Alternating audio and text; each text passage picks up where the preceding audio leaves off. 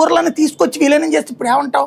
హైదరాబాద్లో మేము దిల్సుఖ్ నగర్లో ఉంటాం రా, కుకట్పల్లిలో ఉంటాం రా, కుకట్పల్లి హౌసింగ్ బోర్డు కాలనీలో ఉంటాం రా, ఏఎస్ రావు నగర్లో ఉంటాం రా. ఇవన్నీ ఒకప్పుడు ఊళ్ళే కదా, అట్లాగా తయారవుతుంది కదా అప్పుడు విజయవాడ గుంటూరు అనేటటువంటిది. ఇవన్నీ అది చెప్పకుండా నువ్వు రాజధాని అయిపోయింది ఎవడు పీకలేడంటే ఎదవరకు ఎవడన్నా పీక్కుపోయాడేంది అమరావతి. పాలకుడు వెళ్ళి ఇంకో చోట కూర్చుంటానన్నాడు అంతే కదా. ఎవడు పీక్కుపోతాడు? ఊరు ఎవడన్నా పీక్కుపోతాడా? బేసిక్గా ఎవడు కదల్చలేరు. ఎవడు గదిలేస్తాడు ఊరిని? భూమిని ఎవడన్నా గదిలిస్తాడా? డెవలప్మెంట్ కావాలి అంటే ఒక మహానగరం కావాలి. మనం పోటీ చూపెట్టింది హైదరాబాదు, బెంగళూరు, చెన్నైలతో. అలాంటి ఒక నగరం కావాలంటే నగరాన్ని నువ్వు అనౌన్స్ చెయ్యా అంటే ఎందుకు అనౌన్స్ చేయరు వీళ్ళు? అది లేని ఈ కాగితం దేనికి పనికి వస్తుంది? అది కదా ఇక్కడ ప్రశ్న. పోనీ వీళ్ళు చెప్పిన టెక్నికాలిటీస్ నిజం అనుకుందాం, అసెంబ్లీ తీర్మానం చేస్తే అయిపోయింది.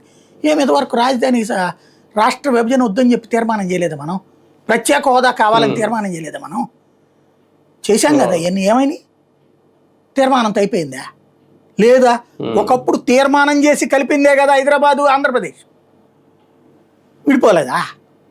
తర్వాత లేదు, తమిళనాడులోంచి విడిపోయి కర్నూలు రాజధానిగా పెట్టింది అసెంబ్లీలో తీర్మానం చేసినే కదా. పోలేదు అది. ఏముంది తీర్మానం అనేటటువంటిది? నగరపు సృష్టి హైదరాబాద్ ఎవడు పీకలేడు దాన్ని. ఇప్పుడు హైదరాబాద్ కాదని వేరే చోటకు పోతాడు ఎవడన్నా రాజధానికి? అక్కడ తెలంగాణలో చెన్నై కాదని ఎక్కడికైనా పోతాడు రాజధానికి? బెంగళూరు కాదని పోతాడు ఎక్కడైనా కర్ణాటకలో రాజధానికి? అక్కడ కూడా రెండో నగరాన్ని రాజధాని అని చెప్పుకుంటారు వాళ్ళు, అక్కడ కూడా అనౌన్స్ చేస్తారు. ఇక్కడ కావాల్సింది